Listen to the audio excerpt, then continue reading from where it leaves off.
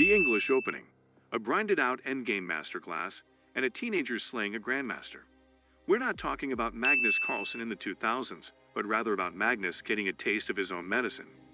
The teenager is none other than Nodirbek Abdusattorov, who surprised everyone at the World Rapid Chess Championship 2021, defeating Levon Aronian and Fabian Caruana.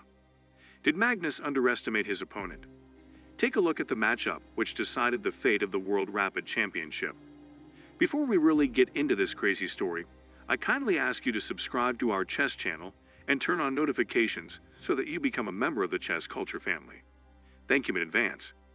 Nodirbek goes for the English opening with c4, to which Magnus takes a few seconds to formulate a plan and plays knight s6, knight c3, e5, knight f3, knight to c6, and finally Nodirbek plays e4. The opening lines would be very familiar to Magnus, but could he take it on the other end? Magnus plays bishop to b4, putting pressure on the knight. Nodirbek strengthens the center by playing d3, but the knight is pinned to the king. Nodirbek has had enough of the annoying bishop and decides to kick it out by playing a 3. Magnus, holding on to the bishop, plays bishop to a5. Nodirbek chases the bishop around, attacking it with the b-pawn. Magnus moves it to safety, but not for long. Nodirbek plays the move knight to a4, targeting Magnus' bishop once again.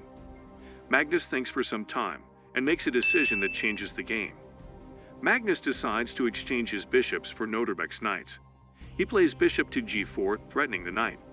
Nodirbek seems to go along with Magnus' idea as the trades happen. We have a closed position, which means that Magnus' knights would do better. For now, a couple of moves later, Magnus would try to up his advantage again by offering a queen trade. Magnus does extraordinarily well at endgames, and early endgame would give Magnus a huge advantage. Nodirbek knows this and decides to move his queen to safety. Few moves later, Nodirbek would castle to king's side. Magnus was waiting for this cue to launch an attack towards the king's side with his pawns. Nodirbek responds with bishop to a3, staring down at the knight, and Magnus decides to continue his attack down the flank as he plays a5. Nodirbek takes one of Magnus' knights out for his light-squared bishop.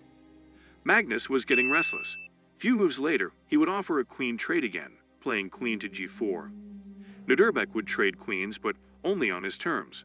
He plays queen to f5, and Magnus decided he doesn't want to trade queens anymore. Magnus castles towards the queen side, connecting his rooks. After a few moves, the two would trade one of their rooks, and Nodirbek would see his pawn go all the way up to the g7 square. With just one more square for the pawn, there is an immense amount of pressure on Magnus. Magnus plays his queen to a7, threatening the g7 pawn, and Nodirbek plays queen to a3, threatening to take Magnus' pawn on a4. Magnus takes some time to think as he has an important decision to make. Magnus captures the dangerous pawn with his rook and the two trade rooks. Nodirbek then captures Magnus' pawn on h4. While Magnus managed to get rid of Nodirbek's passed pawn, Nodirbek would create another passed pawn. Magnus knows how dangerous things could get. Magnus reroutes his knight into action, playing knight to c5. This move moves the knight towards the action, but also threatens the d3 pawn, or does it? If Magnus takes the d3 pawn in the next move, Nodirbek wins the knight by playing queen to a3 check. So far, Nodirbek's bishop has been only watching the battle from a distance, and with the board becoming more open, it was finally time for the bishop to shine. Nodirbek plays bishop to c3, bringing the bishop into action. The match would go on with each move being more important than the other. Magnus starts to become uncomfortable. As the board gets clearer, the passed pawn becomes more dangerous. Magnus should have changed his strategy and played for a draw. But how could he give up doing what he does best, grinding out the endgames? Magnus finally got rid of Nodirbek's annoying bishop. Magnus played knight to g5 check, which forks the queen and king. The only way to not lose the queen is to trade the bishop for the knight. This probably irritates Nodirbek as he goes for a checking spree on Magnus. The game gets tighter and tighter. Both players have less than a minute on the clock. Nodirbek puts pressure, playing a7. Despite being a pawn up, Magnus struggles to make sure the pawn doesn't get promoted. Magnus checked Nodirbek several times, hoping for a slip-up, but Nodirbek remained calm. The position remained equal until the 63rd move, but the pressure would soon get to the world champion, who blunders, playing queen to e5. But the pressure would also get to the teenager, as he missed the winning move, queen to d1, and instead played king to g4.